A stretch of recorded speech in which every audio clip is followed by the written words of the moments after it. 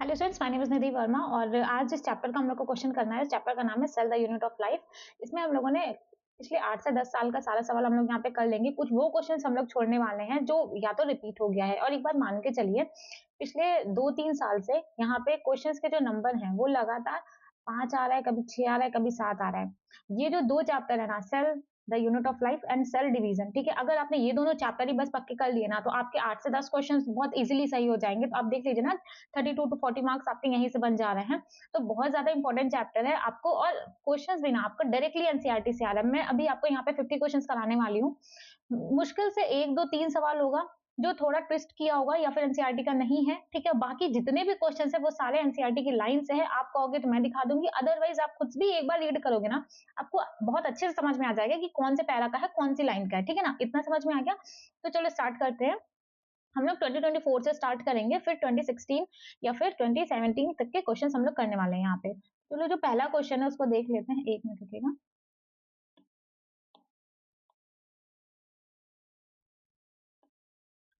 ये देखो क्या क्वेश्चन है कि मैच करना है लिस्ट को, पहला nucleolus, centriole, leucoplast and Golgi apparatus. तो जब भी आपका ऐसा क्वेश्चन है मैच द फॉलोइंग का, तो उसमें से आप एक बार समझिएगा, पहले तो या तो आप किन्हीं भी दो को आप मैच कर लीजिए। कि देखो, आप अगर एक को भी मैच करके आपको ऑप्शन आ जाता है ना, तो आपका वहीं पे आपको आगे कंटिन्यू करने की जरूरत नहीं है।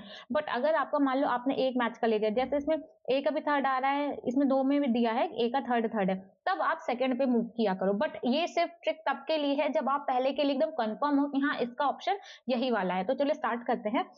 तो जब बात करते हैं न्यूक्लियोलस की, तो न्यूक्लियोलस क्या होता है? न्यूक्लियोलस में आपका एक्टिव राइबोसोमल सिंथेसिस होती है। इतना समझ में आ गया। न्यूक्लियोलस में क्या होता है? आरएनए का सिंथेसिस होता है ना, आरआरएनए का। कौन सा? आरआरएनए का सिंथेसिस कौन करा रहा था? आपका न्यूक्लियोलस। न्यूक्लियोलस क्या था? न्यूक्लियोलस आपका नॉन मेम्ब्रेनियस स्ट्रक्चर था, न्यूक्लियस से अंदर, है ना, न्यूक्लियोप्लाज्म में पाया जा रहा था। सेंट्रियोल क्या कराता है? सेंट्रियोल आपका ऑर्गेनाइजेशन है कार्टव्हील के जैसा। जब इसका ट्रांसफर सेक्शन काट के देखा गया था तो वो कार्टव्हील के जैसा दिखाई दे रहा था। ल्यूकोप्लास्ट क्या होता है?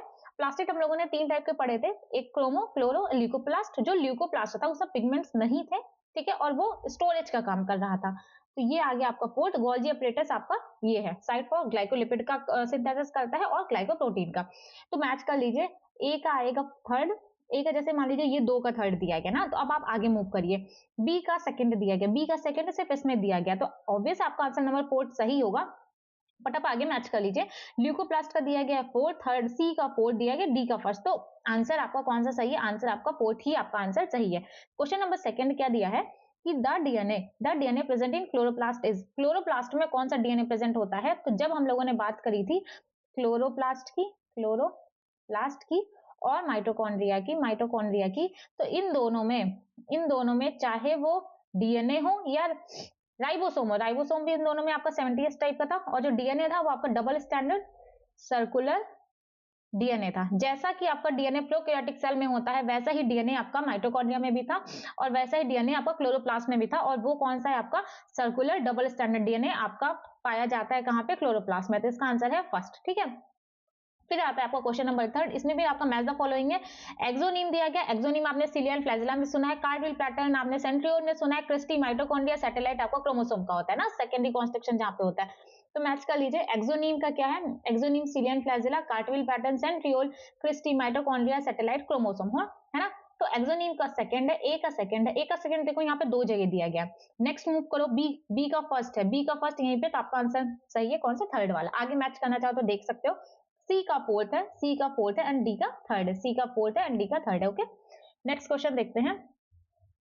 नेक्स्ट क्वेश्चन क्या है कि स्टेटमेंट बेस्ड क्वेश्चन है। Mitochondria and chloroplast are both double membrane bound organelle. सही है ये, ठीक है। माइटोकॉन्ड्रिया दोनों डबल मेम्ब्रेन बाउंड ऑर्गेनेल है। Inner membrane of mitochondria is relatively less permeable as compare to chloroplast. पहली बात तो ये, माइटोकॉन्ड्रिया क्लोरोप्लास्ट की जो मेम्ब्रेन है उसको कंपेयर नहीं किया जा रहा है, ठीक है। बट एनसीईआरटी में आपका लाइन मेंशन है कि माइटोकॉन्ड्रिया या क्लोरोप्लास्ट दोनों की मेम्ब्रेन से जो इनर मेम्ब्रेन होती है वो लेस परमिएबल होती है। तो ये गलत है, क्योंकि माइटोकॉन्ड्रिया की मेम्ब्रेन लेस परमिएबल नहीं होती है, वो ज्यादा परमेबल होती है इन कंपैरिजन क्लोरोप्लास्ट। तो इसका आंसर कौन सा है? पहला सही है, दूसरा गलत है। First is correct, two, first statement is correct and second is incorrect, ठीक है ना। ये फिर आता है cell wall formation. Next question है सेल वॉल फॉर्मेशन बैक्टीरिया में किसके द्वारा होता है, तो उसका आंसर आएगा आपका मेसोसोम।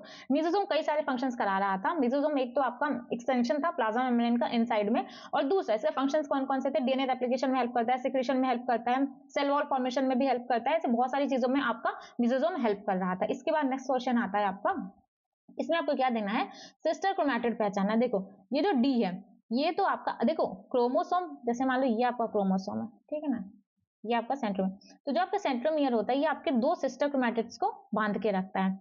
तो ये बी है, ये आपका सिस्टर क्रोमैटिड है, ये जो डी है ये आपके नॉन सिस्टर क्रोमैटिड्स है। जब अलग अलग क्रोमोसोम के सेंट्रोमियर की बात करी जाए, एक सेंट्रोमियर ये है, एक सेंट्रोमियर ये है, तो मतलब ये दोनों नॉन सिस्टर क्रोमैटिड्स हो गए, ठीक है ना।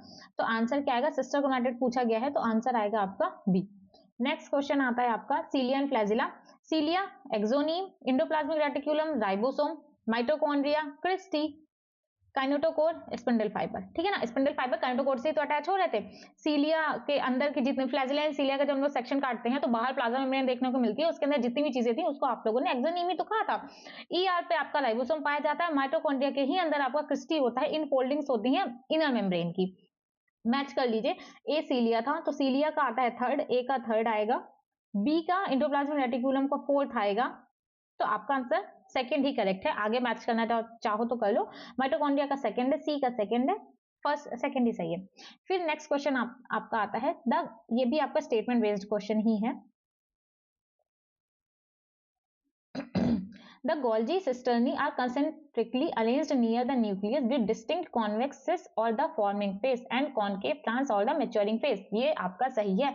जो आपका गोल्जी apparatus था उसके दो फेसेस थे, एक सिस था दूसरा ट्रांस था। सिस फेस आपका फॉर्मिंग फेस था, जो आपका ट्रांस मैच्योरिंग फेस था। तो जो आपका पहला है, पहला स्टेटमेंट है ये आपका सही है। दूसरा स्टेटमेंट रीड करते हैं, the cis and the trans face of the organelle are identical and interconnected. Interconnected तो वो थे बट वो आइडेंटिकल नहीं थे, तो मतलब सेकेंड स्टेटमेंट आपका गलत है। तो पहला सही दूसरा गलत। First statement is true but second is false, third answer सही है। देखिए इसके बाद आता है साइंटिस्ट का नाम दिया गया फ्लेमिंग। फ्लेमिंग से आपको समझ जाना चाहिए फ्लेमिंग है तो फ्लेमिंग मतलब क्रोमैटिन। रॉबर्ट ब्राउन ने न्यूक्लियस, जॉर्ज पैलाडे ने राइबोसोम किया था, कैमिलियो गोल्जी नाम से है कि हाँ ठीक है, गोल्जी बॉडी की बात करी जा रही है, डिस्क शेप सैक और सिस्टर्नी नियर द न्यूक्लियस, ये आपका गोल्जी बॉडी के बारे में बात कर रहे हैं। तो फ्लेमिंग का है, एक आता है आपको सेकंड, दोनों में दिया गया है, रॉबर्ट ब्राउन का फोर्थ है, यहाँ पे चेक कर लीजिए, इसका आएगा आंसर फर्स्ट, डी का फर्स्ट ये है। Mesosome in a cell is है, mesosome in a cell is है, मेसोसोम क्या है सेल की, प्लाज्मा मेम्ब्रेन की एक्सटेंशन ही तो थी। तो देख लीजिए कौन सा लिखा है, मेम्ब्रेन बाउंड वेसिकुलर स्ट्रक्चर, ये तो आपका लाइसोसोम के बारे में बात की जा रही थी, ये आपकी पॉलीसोम के बारे में बात की गई है, यही है आपका special structure formed by the extension of the plasma membrane, यही है। इसके बाद आता है आपका क्रोमोसोम के बारे में बात की गई थी। हम लोगों ने जब क्रोमोसोम पढ़ा था तो हम लोगों ने क्या बोला था, ये आपका मेटासेंट्रिक, सेंटर में इक्वल आर्म, सेंटर से थोड़ा सा ऊपर काइनेटोकोर चला जाए, सेंट्रोमियर चला जाए, ये आपका सब metacentric, one shorter arm one longer arm, एकदम एंड में पहुंच जाए लगभग, तो एक आता है आपके पास एक्सट्रीमली शॉर्टर आर्म और एक एक्सट्रीमली लॉन्गर आर्म, और जब टर्मिनल में पहुंच जाएगा तो ये आपका एक था आपका मेटासेंट्रिक, सब मेटासेंट्रिक, एक्रोसेंट्रिक और ये आपका टिलोसेंट्रिक, ठीक है ना। तो जो आपका मेटासेंट्रिक है, मेटासेंट्रिक में आपका एक दोनों आर्म इक्वल आएगा, तो देख लीजिए कहाँ पे है दोनों arm equal. Chromosome has a terminal centromere, ये आता है आपका टिलोसेंट्रिक, ये है आपका डी का। Middle centromere form two equal arm and chromosome, ये है आपका ए का, मतलब मेटासेंट्रिक में दो इक्वल आर्म आती है। सेंट्रोमियर स्लाइटली अवे, अगर सेंट्रोमियर बीच से थोड़ा सा ऊपर है या फिर नीचे है तो एक छोटी आर्म देखने को मिलेगी, एक बड़ी आर्म, और ये आएगा सब मेटासेंट्रिक यानी कि बी का। Centromere situated close to end, ये आएगा आपका एक्रोसेंट्रिक यानी कि सी का। देख लीजिए डी का ए का सेकंड आएगा, देखो दोनों का है, ठीक है, बी का थर्ड है सिर्फ इसका, सी का फोर्थ है, डी का फर्स्ट है फोर्थ। इतना समझ में आ गया। आप देखिए F1 पार्टिकल आपने कहाँ पे सुना है, F1 पार्टिकल आपने सुना होगा माइटोकॉन्ड्रिया में, F1 पार्टिकल सुना होगा माइटोकॉन्ड्रिया में, एक्सोनिम सुना है सीलिया में, सिस्टर्नी सुना है गोल्जी बॉडी में, और हिस्टोन कहाँ सुना है, क्रोमोसोम में। आप अब आंसर मैच कर लीजिए। ए का दिया है माइटोकॉन्ड्रिया, ए का 4 है, ए का 4 तीनों में दिया गया है। अब नेक्स्ट मूव करिए, हिस्टोन का क्रोमोसोम है, मतलब बी का फर्स्ट है, बस दो बचा, आएगा एक्सोनिम, एक्सोनिम का सेकंड है, मतलब सिर्फ आपका सेकंड आंसर करेक्ट है। नेक्स्ट देख लीजिए, नेक्स्ट क्या आता है, स्टेटमेंट बेस्ड क्वेश्चन ये भी है। तो देखिए एक जब भी दोनों स्टेटमेंट होना तो उसको, क्योंकि ज्यादातर लोगों के क्वेश्चन गलत होते हैं असर्शन और रीजन में, या फिर जो भी स्टेटमेंट बेस्ड क्वेश्चन हो जाता है तो वही बच्चों के गलत आते हैं, तो आप ध्यान से पढ़िएगा तभी वो आपका सही होगा। तो पहला स्टेटमेंट दिया गया है, concentrically arranged cisternae of Golgi complex are arranged near the nucleus with distinct convexes और maturing phase या concave trans और forming phase। ठीक है, बहुत कॉन्सेंट्रेट करके माइंड अपना स्टेटमेंट पढ़ा करिए, नहीं तो एक छोटा भी वर्ड आप मिस करोगे ना तो वो आपका पूरा क्वेश्चन गलत करा देगा, आपके पूरे 5 नंबर चले जाएंगे। क्वेश्चन नहीं अटेम्प्ट करोगे फिर भी ठीक है, बट अगर आपने क्वेश्चन अटेम्प्ट कर लिया तो आपके पूरे 5 नंबर चले जाएंगे। तो देखो ये तो आपका सही है, हाँ पहला स्टेटमेंट आपका सही है। दूसरा, a number of protein are modified in the cisternae of Golgi complex before they are released from the cis face. देखो ये जो सिस फेज है, सिस फेज से वो रिलीज नहीं होती है, रिलीज कहां से होती है, ट्रांस फेज से। तो पहला स्टेटमेंट सही है, दूसरा स्टेटमेंट गलत है, तो इसका आंसर कौन सा सही होगा, first statement is true and second is false. Next question, cytoskeleton का क्या काम है, following function of the cytoskeleton. Cytoskeleton क्या था, जो जैसे अपना सेल है साइटोप्लाज्म में पाया जा रहा था, ठीक है, बहुत ज्यादा फिलामेंटस प्रोटीनेसियस स्ट्रक्चर्स हो रहे थे जो कि साइटोप्लाज्म में थे, ठीक है, 3 टाइप के थे, microtubule, microfilament and intermediate filament. और इनका फंक्शन क्या होता है साइटोस्केलेटन का, मोटिलिटी करते हैं, प्रोवाइड करते हैं, मैकेनिकल सपोर्ट प्रोवाइड करते हैं, शेप देते हैं। तो यहाँ पे आप देख लीजिए कौन सा है, मोटिलिटी दिया गया, वही आंसर सही है। इसमें क्या है कि कौन सा नहीं है आपका इंडोमेम्ब्रेन सिस्टम का पार्ट। आपने क्या पढ़ा था, इंडोमेम्ब्रेन मतलब EGLV, endoplasmic reticulum, Golgi body, lysosome, vacuole. देख लीजिए इंडोप्लाज्मिक रेटिकुलम है, गोल्जी बॉडी है, मतलब कौन कौन सा नहीं है, ए नहीं है, सी नहीं है और ई नहीं है, ACE आंसर नंबर 3। फिर आता है आपका 2 स्टेटमेंट दिया गया है, बताना है कि कौन सा एप्रोप्रिएट है। In bacteria the mesosome are formed by the extension of the plasma membrane, ये सही है। In mesosome the bacteria help in DNA replication and cell wall formation, दोनों सही है, आंसर दोनों सही है ना, थर्ड। फिर नेक्स्ट क्वेश्चन आएगा आपका, which of the following statement are correct in the context of the Golgi apparatus. Golgi apparatus के बारे में कौन सा स्टेटमेंट है जो कि करेक्ट है। पहला पढ़ लीजिए, पहला दिया गया है आपका, it is important site for formation of glycoprotein and glycolipid, सही है। एनर्जी प्रोड्यूस करता है, गलत। मॉडिफाई करता है प्रोटीन सिंथेसाइज को जो कि राइबोसोम के द्वारा सिंथेसाइज होते हैं, ER पे, ये सही है। प्रोटीन को करता है ना, प्रोटीन को मॉडिफाई करता है, ग्लाइकोप्रोटीन बन रहा था। It facilitate the transport of and, गलत। मैकेनिकल सपोर्ट प्रोवाइड करता है, गलत। कौन कौन सा सही है, A and C, okay. Next, metacentric, आपने देखा होगा ये क्वेश्चन अभी पहले आ चुका है। Metacentric equal arms, metacentric equal arms, 2 equal arms, समझ में आ गया। तो A का थर्ड, एक्रोसेंट्रिक, मेटासेंट्रिक के बाद आता है आपका सब मेटासेंट्रिक, मतलब एक शॉर्ट और एक लॉन्ग आर्म। देखो centromere situated close to end forming an extremely, ये है आपका एक्रोसेंट्रिक, यानी कि B का आता है आपका फर्स्ट। फिर आएगा centromere slightly away from the middle, ये आएगा आपका C। Centromere at the terminal and, ये आएगा आपका D। देख लो, A का थर्ड, B का फर्स्ट, C का फोर्थ एंड D का सेकंड। तो आपको देखो, आपने अभी तक जितने भी क्वेश्चंस पढ़े, जितने भी क्वेश्चंस हम लोगों ने लगभग 18 सवाल कर लिए हैं, ये 2-3 साल के हो गए, 24 का आ गया, 23 का आ गया, 22 का आ गया, इतने में आ गया है। आप समझिए कि बहुत आसान से क्वेश्चन आते हैं। अभी तक हम लोगों ने एक भी सवाल ऐसा नहीं देखा है जो आपके एनसीईआरटी की लाइन के बाहर आया हो, जो कि आपके एनसीईआरटी के बाहर हो। आप जब भी, जैसे मान लो आपने इस साल का पेपर दिया है, ठीक, आपने अच्छा स्कोर नहीं किया, मान लीजिए आपने अच्छा स्कोर नहीं किया, एक बार आप मान लीजिए आपने कोई चैप्टर पढ़ा, फिर मान लीजिए आपने सेल ही पढ़ा, पढ़ने के बाद एक बार आप सवाल लगाओगे ना, तो आप मेरी बात मानो, आपको क्या लगेगा कि यार मेरे को तो ये सारे सवाल आ रहे थे। आप मान लो आप इस साल आपके 8 सवाल पूछे गए, ठीक है, सेल के, तो आपके जब 8 के 8 सवाल सही होंगे ना, और आप मानो मेरी बात, आपको ना बिना रिवीजन के भी अगर आप एक बार पढ़ के सवाल लगाओगे ना, आपको सब समझ में आएगा कि कहाँ से सवाल आया है, किस तरीके से सवाल आया है। तो आप जब पेपर टफ नहीं आता, आप पढ़ नहीं रहे हो इसलिए आपको पेपर टफ लग रहा है, ठीक है, आप 1-2 बार पढ़ के सवाल लगाओगे ना, आप एक चैप्टर करके ट्राई करो, आप एक चैप्टर करोगे ना, आपको वहीं से समझ में आ जाएगा कि पेपर कितना ज्यादा इजी आता है, क्वेश्चंस कितने ज्यादा इजी आते हैं। क्योंकि अगर आपने एक चैप्टर पढ़ के ही सवाल लगा लिया, तो आप खुद की पावर, खुद की स्ट्रेंथ को समझ पाओगे, तब आप आगे अच्छे से पढ़ाई करना कंटिन्यू करोगे, इसलिए एटलीस्ट आप स्टार्ट तो करो, ठीक है ना।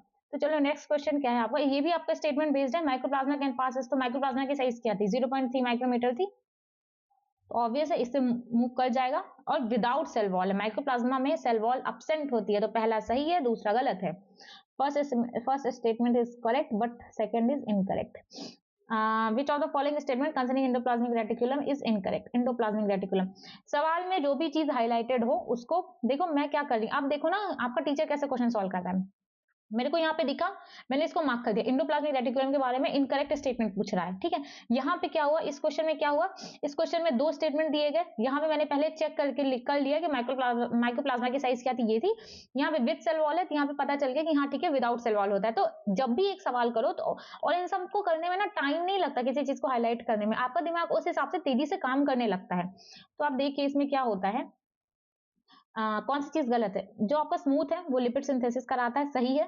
रफ ईआर है, राइबोसोम पाया जाता है, सही है। स्मूथ ईआर में राइबोसोम नहीं होते, ये भी सही है। प्रोकैरियोट में only rough ER is present, ये गलत है। यही आपका गलत है, और यही आपका आंसर नंबर 4 ही आपका सही है, क्योंकि जो आपका इंडोप्लाज्मिक रेटिकुलम है वो आपके प्रोकैरियोट्स में पाया ही नहीं जाता। तो रफ ईआर और स्मूथ ईआर की तो बात ही अलग है। नेक्स्ट क्वेश्चन आता है आपका, ये भी आपका स्टेटमेंट बेस्ड क्वेश्चन है। 2 स्टेटमेंट दिए गए, आपको बताना है कौन सा सही है कौन सा गलत है। Membrane bound organelle of endomembrane system coordinate cellular functions, सही। जो मेम्ब्रेन बाउंड ऑर्गेनेल्स हैं एंडोप्लाज्मिक रेटिकुलम के, उनके फंक्शंस कोऑर्डिनेट करते हैं, सही। Mitochondria chloroplast are not considered as a part of endomembrane system, correct. सिर्फ एंडोमेम्ब्रेन सिस्टम में आपके 4 ऑर्गेनेल्स है, EG, LV, endoplasmic reticulum, Golgi body, lysosome, vacuole. तो पहला सही है, दूसरा भी सही है, ठीक है ना। नेक्स्ट देखो, क्रोमोप्लास्ट, कैरोटीन, ए का आएगा आपका 4, ठीक है। इसके बाद ल्यूकोप्लास्ट था जो कि स्टोरेज का काम कर रहा था, ठीक है। 3 पार्ट्स थे प्लास्टिड के, क्रोमो, क्लोरो, ल्यूको, ठीक है। क्रोमोप्लास्ट में दिया गया कैरेटिन। क्लोरोप्लास्ट में आपका क्या क्या होता है, क्लोरोप्लास्ट में आपका क्लोरोफिल होता है, कैरेटिन होता है, और ल्यूकोप्लास्ट उसमें कोई पिगमेंट नहीं होता, वो स्टोरेज का काम करता है। तो जो आपका एमाइलोप्लास्ट है ये आपका स्टार्च का स्टोरेज करेगा, बेसिकली कार्बोहाइड्रेट्स का। इलियोप्लास्ट आपका ऑयल का करेगा, एल्यूरोप्लास्ट आपका प्रोटीन का करेगा, एल्यूरोप्लास्ट आपका प्रोटीन का करेगा। समझ में आया। तो देखो क्रोमोप्लास्ट ए का 4 है, ए का 4 है, ये सब में यही है। एमाइलोप्लास्ट बी का स्टार्च मतलब 3rd है, मतलब या तो ये होगा या तो ये होगा। अब सी का एलियोप्लास्ट का क्या है, ऑयल, यानी कि 2nd आंसर आपका, 2nd वाला आंसर आपका सही है। ये ध्यान रखिएगा, यहाँ से क्वेश्चन पूछा जाता है। ये जो प्लास्टिड था ना, ल्यूकोप्लास्ट था ना, उसके जो तीनों टाइप थे वहां से सवाल पूछा जाता है। देखो अब नेक्स्ट क्वेश्चन आता है आपका, which type of substances would face difficulty in passing through the cell membrane. Cell membrane से किस टाइप के सब्सटेंस है जो कि नहीं पास कर पाते हैं। देखो जो आपका सेल मेम्ब्रेन है वो आपका लिपिड बाई लेयर का होता है, ठीक है, ठीक है। लिपिड सॉल्युबल होगा तभी वो पास होगा, और जो आपकी हाइड्रोफिलिक मोटिलिटी के सब्सटेंसेज होंगे, मतलब जो वाटर लविंग होंगे, वही है जो लिपिड को पास नहीं कर पाएंगे, है ना, क्योंकि वो वाटर लविंग है। और लिपिड क्या होते हैं, वो लिपिड को पास नहीं कर पाएंगे, है ना, क्योंकि वो वाटर सॉल्युबल है, लिपिड सॉल्युबल नहीं होते हैं। तो इसका आंसर आपका सीधा सीधा सा कौन सा सही हो जाएगा, कि जो हाइड्रोफिलिक मोटिलिटी के लोग होंगे, सब्सटेंसेस होंगे, सॉरी लोग नहीं होंगे, वही नहीं पास कर पाएंगे। तो आंसर 2nd सही है। If the pH of the lysosome, देखो जो लाइसोसोम थे उसमें बहुत सारे हाइड्रोलिटिक एंजाइम प्रेजेंट थे जो कि आपके एक्टिव पीएच पे काम कर रहे थे। तो सवाल क्या पूछा जा रहा है कि अगर लाइसोसोम का जो पीएच है उसको अल्कलाइन कर दिया जाता है तो क्या होगा। अगर उसके पीएच पे ही सारे हाइड्रोलिटिक एंजाइम काम कर रहे थे, ठीक है, अगर उसके पीएच को एक मिनट, एसिडिक से अल्कलाइन कर दिया जाएगा, सॉरी एसिडिक पीएच पे काम कर रहे थे, अगर उसके पीएच को एसिडिक से अल्कलाइन कर दिया जाएगा तो ऑब्वियस बात है ना कि एंजाइम्स इनइफेक्टिव हो जाएगा उनका। जब वो एसिडिक पे काम कर रहे हैं तो अल्कलाइन पे कैसे काम कर पाएंगे। तो इसका आंसर आएगा कि इनएक्टिव हो जाएंगे, आंसर 2nd सही है। नेक्स्ट क्वेश्चन आता है कि when the centromere is situated in the middle of 2 equal arm of chromosome, the chromosome is referred as, मतलब एकदम मिडिल में है, 2 इक्वल एकदम मिडिल में है, ठीक है, एकदम मिडिल में है। जब आपका सेंट्रोमियर की सिचुएशन कुछ ऐसी है, एकदम मिडिल में है, ठीक है, इक्वल आर्म आपको देखने को मिल रही है, तो ये आपका मेटासेंट्रिक। फिर आता है आपका क्रिस्टी, क्रिस्टी मतलब माइटोकॉन्ड्रिया, क्रिस्टी मतलब infolding of ribosome, sorry mitochondria infolding mitochondria. तो ए का आएगा आपका 3rd। थैलेकॉइड क्लोरोप्लास्ट में होता है, डिस्क से प्लेटन मेम्ब्रेनस सैकिन स्ट्रोमाप्लास्टिड, करेक्ट है, 4th है। सेंट्रोमियर, सेंट्रोमियर प्राइमरी कंस्ट्रक्शन इन क्रोमोसोम, करेक्ट है। सिस्टर में गोल्जी अपरेटस।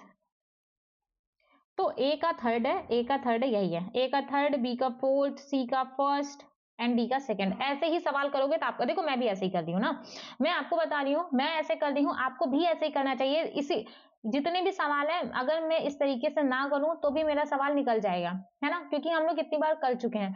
लेकिन आप अभी कर रहे हो, आप पहली बार, दूसरी बार, तीसरी बार, चौथी बार कर रहे हो, आपको जाके पेपर देना है, तो वहां पे आप रिस्क नहीं ले सकते कि एक भी सवाल आपका गलत हो जाए, इसलिए आपको ये चीज करना जरूरी है। आप जब तक इस तरीके से मैच नहीं करोगे तब तक आपको नहीं समझ में आएगा। एकदम दिमाग पे हर चीज करने की जरूरत नहीं है कि आपने दिमाग में सोच लिया अच्छा इसका ये, इसका ये। अगर आप उतने फास्ट हो तो आप करो, बट अगर आपका सिली मिस्टेक्स हो जा रहा है या फिर कुछ चीजें हो जा रही हैं तो इसलिए आपको बोला जाता है, टीचर बोलता है कि जिसका जो ऑप्शन करेक्ट है उसके सामने लिखते चले जाओ, ठीक है, फिर यहाँ पे एट द एंड जाकर के वहां पे फिलअप कर दो। नेक्स्ट क्वेश्चन देखते हैं कि कौन सा स्टेटमेंट इनकरेक्ट है। The perinuclear space from A barrier between the material present inside the nucleus that of the cytoplasm, correct. Nuclear floor act as passage for protein and RNA, correct. In both direction, correct है. Mature sieve tube element possesses a conspicuous nucleus and usual cytoplasmic organelle, गलत.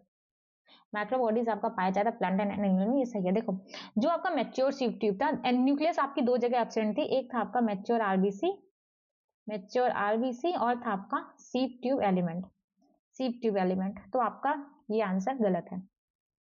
The organelle that included endomembrane system, कौन कौन सा था? Easy. आप देख रहे हो कितने ज्यादा सवाल पूछे जा रहे हैं, मतलब सेम क्वेश्चंस को टेढ़ा मेढ़ा करके आपके एग्जाम में पूछा जा रहा है। देखिए EGLV, endoplasmic reticulum, Golgi complex, lysosome and vacuole, ठीक है ना। Next, important site for formation of glycoprotein and glycolipid, Golgi body, simple सा है। Which of the following statement about inclusion body in is incorrect. Inclusion body कहाँ पढ़ा था? Prokaryotic cell में पढ़ा था, ठीक है, स्टोरेज का काम कर रहा था, ठीक। देखो क्या है, these are involve in ingestion of food particle, गलत। कौन सा गलत है? यही होगा। आगे पढ़ लेते हैं। फ्रीली पाए जाते हैं साइटोप्लाज्म में, सही है। रिप्रेजेंट रिजर्व मटेरियल साइटोप्लाज्म, सही है। They are not bound by any membrane, ये भी करेक्ट है क्योंकि प्रोकैरियोटिक सेल में पाया जाता है ना। तो आंसर आपको कौन सा सही है? यही आपका गलत है। Inclusion body of the blue green algae and purple and green photosynthetic bacteria gas vacuole, ये आपका सिंपल एनसीईआरटी में लिखा गया है, आप वहां पे जाके चेक करोगे। प्रोकैरियोटिक सेल में राइबोसोम एंड इंक्लूजन बॉडी दिया गया है, पूरे पैरा में लिखा गया है, तो आप उसको वहां पे अच्छे से देख पाएंगे कि सिंपल सा गैस वैक्यूल लिखा गया है और ये बैक्टीरिया का नाम लिखा गया है।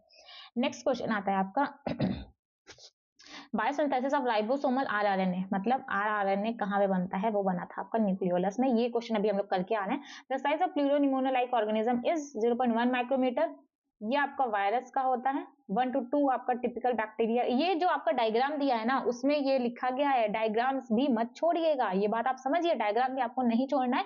अगर कोई भी इंफॉर्मेशन वहां पे लिखी गई है किसका साइज ये होता है या फिर ये इसका शेप ये होता है, तो आपको कोई भी चीज मिस नहीं करनी, यहाँ तक कि लेवलिंग भी आपको नहीं मिस करनी है, आपको पता होना चाहिए।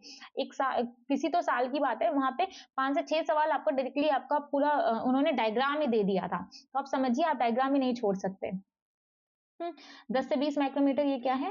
ये आता है आपका यूकैरियोटिक सेल का, यूकैरियोटिक सेल, तो आंसर इसका कौन सा सही है? 0.1 माइक्रोमीटर, ठीक है ना। नेक्स्ट, स्मूथ एंडोप्लाज्मिक रेटिकुलम क्या करेगा? लिपिड की सिंथेसिस कराएगा, ए का थर्ड है।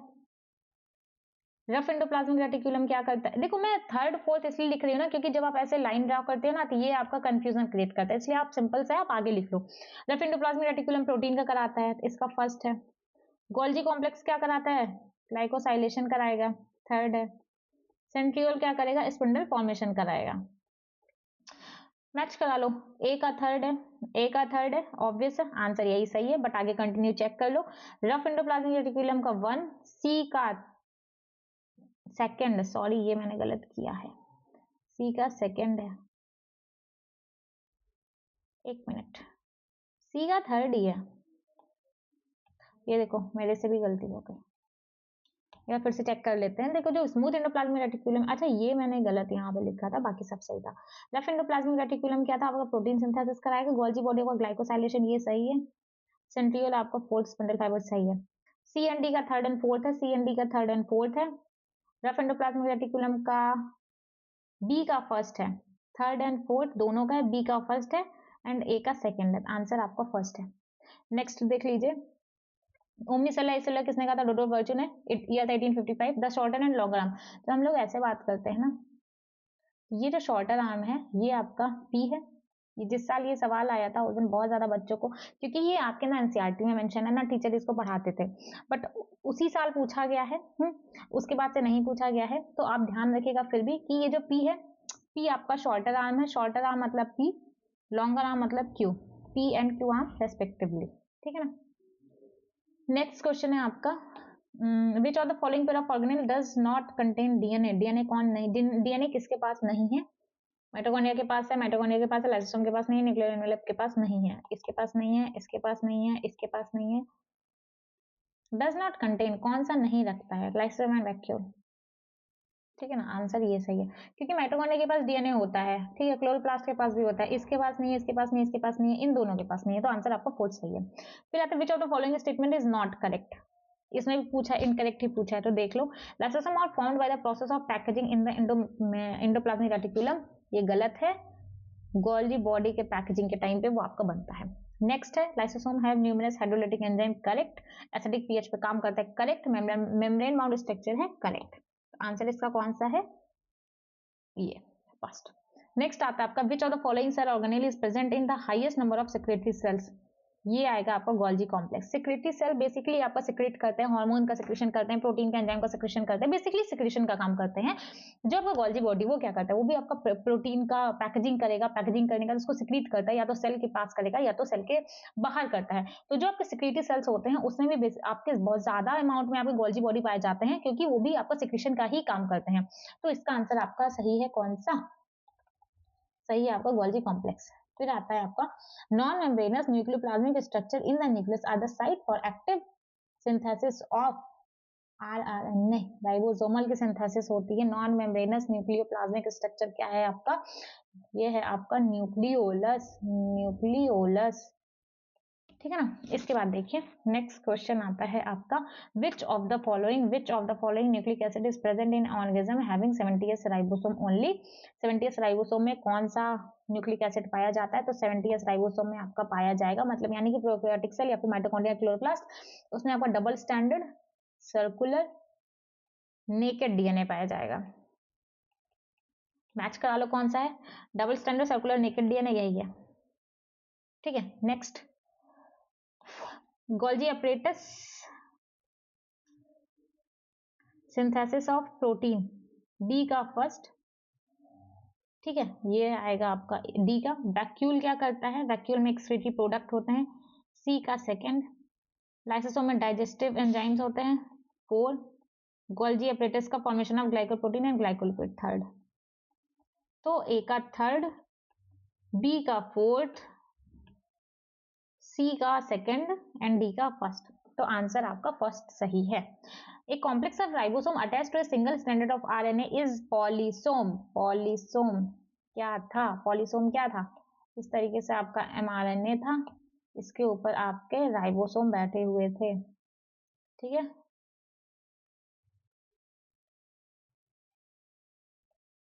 ठीक है ना, और ये क्या कर रहे थे, प्रोटीन बना रहे थे,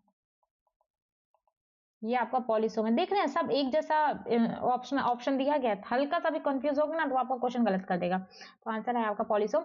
water soluble pigment found in water, plant cell vacuolar, एक पिगमेंट मैंने बताया था जो कि वैक्यूल में प्रेजेंट था, वाटर सॉल्युबल था, वो है आपका एंथोसाइनिन। मैंने कहा था ये सवाल पूछा जा चुका है, इंपॉर्टेंट है anthocyanin. Next which one of the following cell organelle is enclosed by a single membrane, lysosome, chloroplast। which of the following component provide sticky character to the bacterial cell, sticky character bacterial cell को कौन देता है, वो है आपका glycocalyx. इतने question थे हम लोगों ने, लगभग कितने क्वेश्चन करा लिए, 42 लगभग हम लोगों ने टोटल क्वेश्चन किए हैं, 46 क्वेश्चन किए हैं। और ये आपके 1 मिनट, ये आपके 2024 मतलब 2016 से आपके क्वेश्चन थे 2024 के बीच में। कुछ क्वेश्चंस मैंने स्किप कर दिए क्योंकि वो बहुत बार पूछे जा चुके हैं या तो बहुत ज्यादा आसान थे, इसलिए मैंने वो सारे सवाल को छोड़ दिया है। बाकी जो हम लोग अपने क्वेश्चंस कर रहे थे, सॉरी जो अपना चैप्टर कवर कर रहे हैं, वो अपना चैप्टर हम लोग कवर कर, हम लोगों ने सेल कर लिया है, cell the unit of life वो भी कर लिया है, सेल डिवीजन भी कर लिया है, ठीक है, ये दोनों चैप्टर कर लिए। इस यूनिट में अपना सिर्फ बच रहा है एक चैप्टर, वो है आपका बायो मॉलिक्यूल्स।